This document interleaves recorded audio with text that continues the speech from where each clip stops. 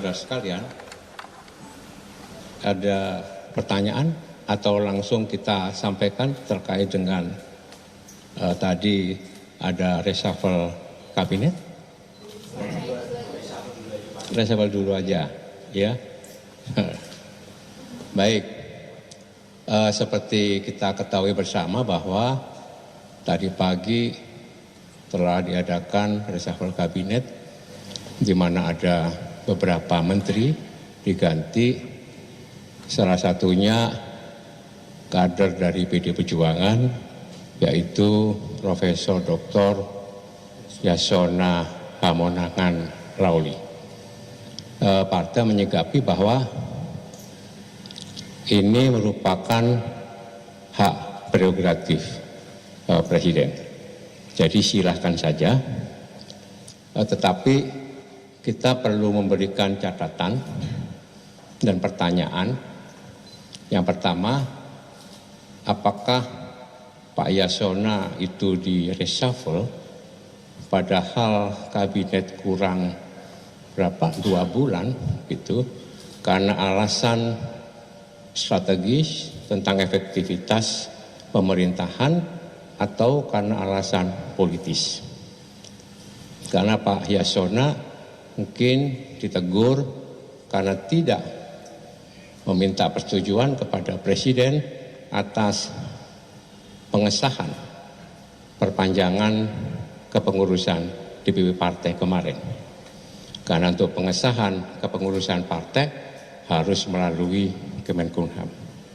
Yang pertama. Yang kedua, apakah Pak Yasona ini diberhentikan karena sebagai kader partai beliau kemarin mengikuti acara deklarasi di Medan, yaitu deklarasi untuk mencalonkan Pak Edi Rahmayadi. Itu pertanyaan yang kedua. Tapi partai menganggap silakan saja, asalkan betul-betul itu dilakukan secara benar dan baik. Yang ketiga, apakah kita di dalam melakukan reshuffle kabinet itu tidak dibatasi atau tidak berpikir adanya etika pemerintahan? Umumnya kalau kita mau berhenti, umumnya yang terjadi secara etika ya, sebagai pejabat itu tidak melakukan pengambilan keputusan strategis yang nantinya akan bisa menjadi dalam tanda kutip beban bagi pemerintahan selanjutnya.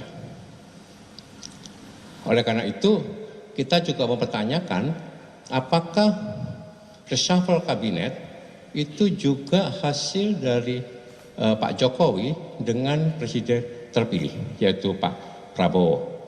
Karena kita melihat tadi Pak Prabowo tidak menghadiri acara pelantikan dan pengambilan sumpah ya reshuffle tadi pagi.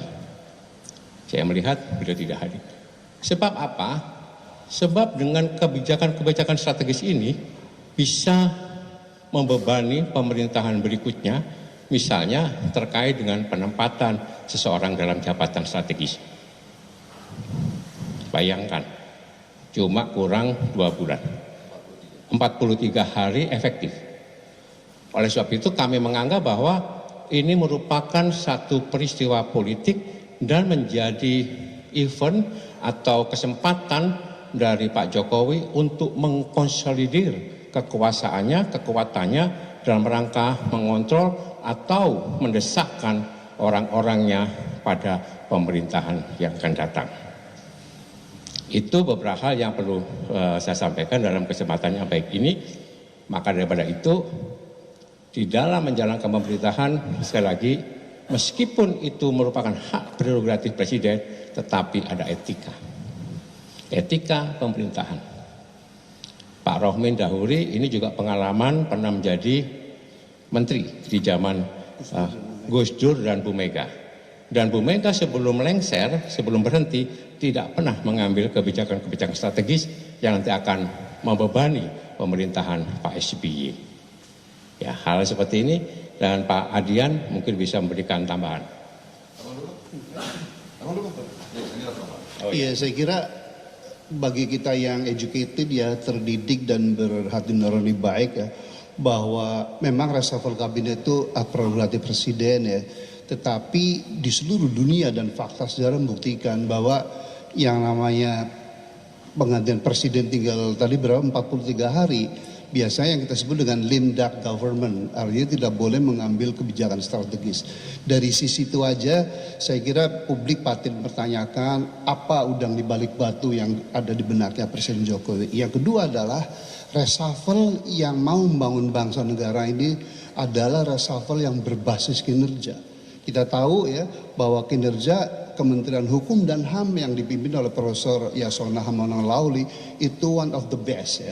Ini juga menimbulkan pertanyaan buat kita ya. Jadi sekali lagi kalau segala macam itu untuk kepentingan pribadi, keluarga ya termasuk reshuffle ini itu tidak baik untuk bangsa. Dan yang terakhir implikasinya memang akan sangat membebani presiden terpilih berikutnya gitu ya. Dan kita ini negara besar, negara yang potensi pembangunannya sangat luar biasa untuk maju makmur, tetapi masalahnya pun sangat kompleks. Kemiskinan masih banyak ya, 26 juta menurut versi BPS, kalau Bank Dunia kan masih 112 juta. Dan data dari Bank Kompas bahwa hanya dengan 22 ribu per hari untuk makan bergizi, tahu nggak ada berapa? 187 juta rakyat Indonesia yang tidak punya uang 22 ribu itu. Iya kan, artinya 67%. Itu tercermin pada IQ kitanya 78, iya kan, literasi kita juga terburuk kedua di dunia. Jadi masalah ini banyak sekali ya. Nah kalau segala macam keputusan itu hanya untuk kepentingan keluarga, nepotisme ya, dan bersifat politis amat berbahaya untuk Indonesia. Silakan Pak Adian. Ya, Mas Jarod sama senior kami tadi sudah menyampaikan bahwa reshuffle kabinet itu memang hak prerogatif presiden. Tapi dalam hukum kita mengenal adagium bahwa wibawa sebuah keputusan tidak lahir dari siapa yang mengambilnya, tapi lahir dari dasar-dasar pertimbangan keputusan itu diambil. Artinya bahwa menjadi penting bagi kita untuk melihat keputusan ini dasarnya apa. Kalau dasarnya adalah kinerja, Pak Yasona itu sudah bersama dengan Jokowi sudah masuk periode kedua ya, dari 2014, 15, 16. Apakah kemudian menukar teman lama dengan teman baru menjadi sebuah kebiasaan? Ataukah memang ada hubungannya dengan kehadiran Pak Yasona dalam deklarasi Pak Edi Rahmayadi? Ataukah memang ada hubungannya dengan perpanjangan masa jabatan DPP PD Perjuangan dan penambahan yang ditandatangani oleh Pak Yasona? Atau ada apa? Atau jangan-jangan akan ada produk hukum yang akan dikeluarkan dalam waktu 43 hari ini yang mungkin tidak disetujui oleh Pak Yasona, atau Pak Yasona dianggap sebagai gangguan atau hambatan untuk keluarnya produk hukum dalam 43 hari terakhir ini. Artinya ada banyak sekali tafsiran, dugaan di balik peristiwa reshuffle ini. Kalau yang disampaikan tadi juga, apakah reshuffle ini juga menjawab persoalan rakyat? Apakah reshuffle ini menyelesaikan persoalan pengangguran, kemiskinan, tutupnya pabrik, tambahnya PHK dan sebagainya? Apakah reshuffle ini juga menjawab tantangan bagi para pelajar, mahasiswa, kaum terdidik dan sebagainya terhadap problem-problem mereka atau tidak? Atau reshuffle ini hanya menjawab kepentingan kekuasaan saja?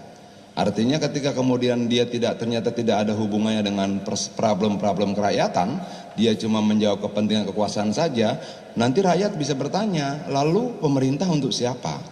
Untuk kami atau untuk kamu saja? Kira-kira seperti itu. Nah itu yang kembali pada pernyataan saya di awal bahwa ada adagium hukum mengatakan wibawa sebuah keputusan tidak lahir karena siapa yang mengambil keputusan itu, tapi lahir karena berbagai dasar pertimbangan lahirnya keputusan itu. Ketika tidak mampu dijelaskan oleh negara terkait beberapa peristiwa reshuffle ini, maka itu artinya rakyat diperbolehkan untuk bebas menafsirkannya, bebas menduga-duganya, bahkan bebas mengambil kesimpulan. Kenapa? Nggak ada jawaban. Kenapa? Harus diganti si A dengan si B, apa alat ukurnya dan sebagainya. Menurut saya negara demokrasi adalah ketika sebuah keputusan negara, pemerintah bisa menggunakan alat ukur yang sama yang juga diketahui oleh publik. Kenapa kemudian saya ganti si A dengan si B? Karena 1, 2, 3, 4. Dan rakyat tahu alat ukur itu. Kalau rakyat tidak tahu, artinya itu sangat subjektif. Walaupun sekali lagi betul itu hak prerogatif. Tapi rakyat butuh tahu dasar-dasar pertimbangannya. Terima kasih. Baik, ada tanggapan, pertanyaan? Silakan bebas. Cukup? Oh, silakan. Mas Jarod, mau tanya Mas, berarti langkah yang akan dilakukan oleh PDIP setelah Pak Yasona mundur atau diganti oleh Pak Supratman ini seperti apa? Apakah nanti akan ada pertemuan dengan DPP secara khusus atau membahas ini secara khusus dengan Bu Mega Pak, atau seperti apa? Enggak, ini biasa-biasa saja. Karena kita juga menyadari bahwa jabatan menteri itu jabatan politis. Dan ini malah bagus untuk Pak Yasona ya. Lebih baik beliau diberhentikan ya, dan bisa lebih cepat-cepat untuk bersiap diri, karena Pak Yasona kan juga terpilih sebagai anggota DPR RI ya. Rencana bahwa beliau September akan mengundurkan diri, tapi ini lebih cepat lebih baik, dan beliau sudah sangat siap. Yang penting beliau sudah bekerja maksimal untuk membantu pemerintahan Pak Jokowi sejak 2014 sampai sekarang dengan sebaik-baiknya, dengan seluruh-seluruhnya, dengan berpegang teguh kepada konstitusi, ya. Oke. Pak Presiden, pertama soal komunikasi dari Pak Jokowi kepada PDIP, artinya memang tidak ada komunikasi yang dilakukan terkait dengan kejadian Pak Yasona sebelumnya. Yang pertama, yang kedua, apakah dari PDIP menilai bahwa memang reshuffle kali ini selain berbau politis, artinya juga Pak Jokowi sudah memberi jarak dan memang cukup lebar pada PDIP Perjuangan ketika salah satu menterinya yang hari ini berarti tinggal bintang yang sudah dibuka dari kabinet. PD Perjuangan pasti ada beberapa menteri, di samping Bu Bintang, di situ ada Bu Risma, kemudian ada Pak Pramono Anung, ya. Tapi PD Perjuangan itu komitmen ketika mendukung pemerintahan itu sampai dengan selesai, ya, kecuali beliau diberhentikan, dianggap bahwa sudah tidak diperlukan lagi, ganti yang baru. Ya, jadi ini komitmen kita untuk bisa mendukung pemerintahan, dan secara konstitusi memang seperti itu. Yang kedua, saya dapat informasi bahwa Pak Jokowi juga sudah berbicara langsung dengan Pak Yasona Lauli, ya. Jadi silakan saja, ya, supaya kita bisa melihat bahwa ini kalau kami melihatnya bukan untuk membangun efektivitas pemerintahan, tidak, tapi lebih banyak untuk mengkonsolidasi kekuasaan Pak Jokowi dalam rangka untuk mengontrol pemerintahan yang akan datang. Coba sekarang bayangkan, dibentuk satu badan baru, Badan Komunikasi Presiden, Kantor Presiden, ya, ditunjuklah kepala badannya. Tetapi di situ ingat, itu ada kantor staf kepresidenan, KSP. Dan ada deputi berapa yang juga mengurusi masalah komunikasi gitu ya. Ya, ini bagaimana nanti koordinasinya? Siapa yang menjadi juru bicara presiden? Ini sudah ada konflik di dalamnya. Kami melihatnya seperti itu. Yang kedua, dengan penunjukan Pak Bahlil sebagai Menteri SDM. Padahal Pak Bahlil kita tahu beliau ini pengusaha tambang.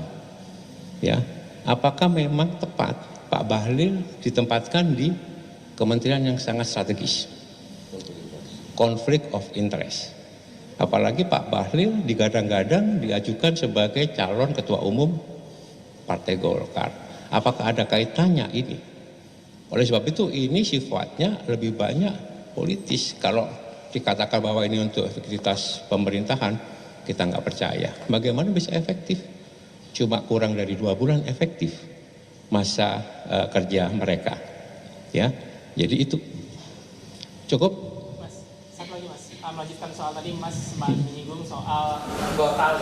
Jadi kan kita tahu bahwa Menkumham ini kan memiliki posisi strategis, ya, terutama soal mengesahkan kepengurusan partai, ya. Sementara di sisi lain di Partai Golkar sendiri kan ada gejolak, terus juga di PKB yang nantinya Abdul Kamal pun juga sedang ada upaya digoyang oleh PBNU, ya. Nah, dari PDIP sendiri melihat dua partai ini dan ada hubungannya dengan pergantian Kemenkumham ini, apakah Presiden Jokowi sedang berupaya untuk membuat dua partai tersebut bisa di bawah kendalinya gitu Mas?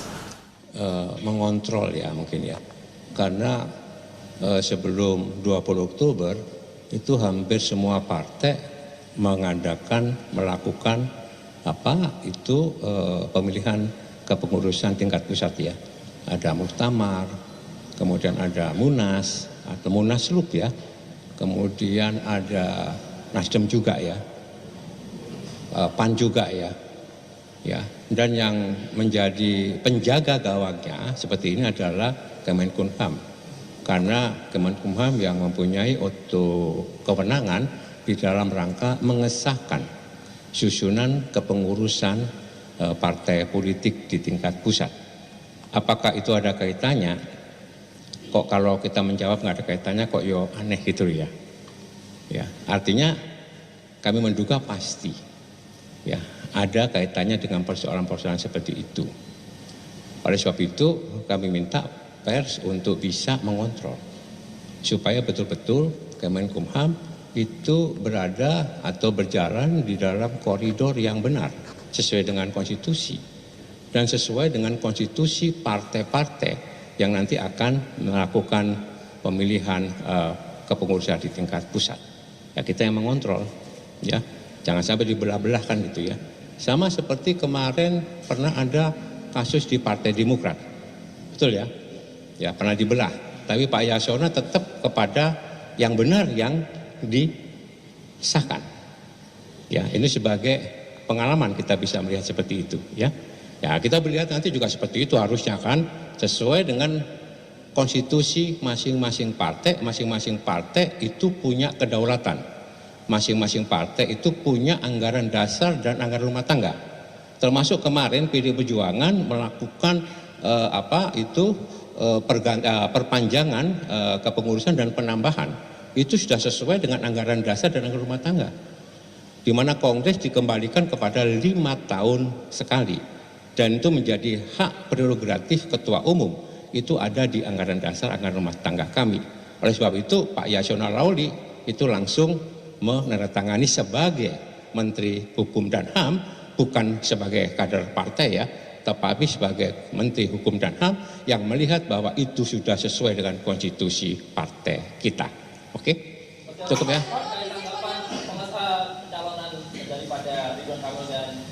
Ini termasuk ini. Ini udah jawab ini. Oke. Terkait apa tadi? Oke. Ya. Kita lihat ya nanti ya. Deklarasi itu dan kita bisa melihat ya bagaimana nantinya gitu ya. Kalau itu terjadi, maka PDI secara otomatis tidak bisa mencalonkan sendiri.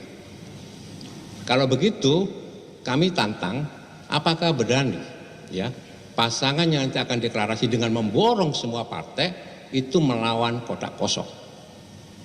Ya, melawan kotak kosong. Ya.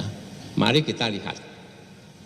Atau ini akan berusaha diloloskan calon independen sebagai calon boneka.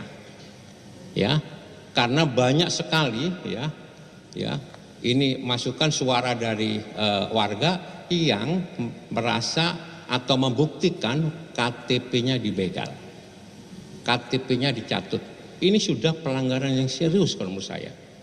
Mari kita kontrol sama-sama ya. Jadi kami tantang gitu. Mari kalau seperti itu kita berdiri teguh bahwa PD Perjuangan akan melawan ya siapapun juga yang merusak atau yang membuat demokrasi tidak sehat di kota daerah khusus Jakarta ya, di mana ini menjadi Jakarta itu menjadi magnet, menjadi percontohan perpolitikan di Indonesia ya. Jadi kami akan posisi itu dan kami akan selalu bersama dengan rakyat, yang mana rakyat menginginkan ada pilihan-pilihan yang sehat ya, di dalam pertarungan kontestasi kepala daerah, utamanya di Jakarta ya. Pak, berarti PDIP tidak mengusungkan siapa-siapa di Pilkada Jakarta atau adakah nanti sampai pendaftaran 27 ada yang kita lihat kita lihat nanti sampai tanggal 29 Agustus posisi dinamikanya seperti apa. Tapi percayalah bahwa PD Perjuangan selalu bersama-sama dengan rakyat, dengan akar rumput. Kita selalu mendengarkan suara rakyat. Jadi kita lihat tanggal 29 seperti apa, gitu ya posisinya. Pak Adian, tambahan. Pak Adian ini bahasa sekjen bidang komunikasi, berarti ngomong dulu. ngomong, ada banyak ngomong kau. Apa sih? Ini Pak Faryamzah bilang setelah deklarasi kasus Wona ini, bahwasanya Jakarta nggak perlu ada pilkada, cukup pilih saja kasus Wona secara aklamasi. Gimana tadi? Oh begini. Yang disampaikan sama Mas Jauh itu betul. Kita tidak pernah khawatir kalau ditinggalkan kekuasaan. Kita cuma khawatir kalau ditinggalkan rakyat. Kira-kira seperti itu. Sederhananya kayak begitulah. Nah kalau Fahri Hamzah bilang begitu ya tanya Fahri, masa pertanyaan Fahri dia tanya ke gua. Kita sendiri nggak ngerti maksudnya apa. Artinya bahwa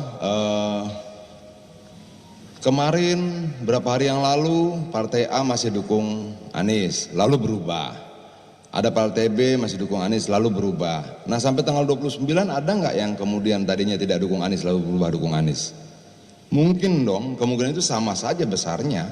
Artinya bahwa jangan kita patahkan, jangan kita tiadakan, jangan kita hilangkan juga kemungkinan dinamika politik yang sangat dinamis itu terus berjalan. Itu loh. Nah, bagaimana dengan sikap PD Perjuangan? Yang pasti kita akan selalu bersama-sama dengan rakyat. Bang, berarti untuk namanya secara penegasan ya, apakah nanti akan muncul Mas Anies atau Pak Ahok yang paling besar, yang paling kuat di Jakarta sekarang siapa, Bang? Kita berkomunikasi dengan semuanya. Mengenai siapa yang nanti di ujungnya, ya kita lihat prosesnya dong. Begitu loh. Oke, Bang? Ini Bang.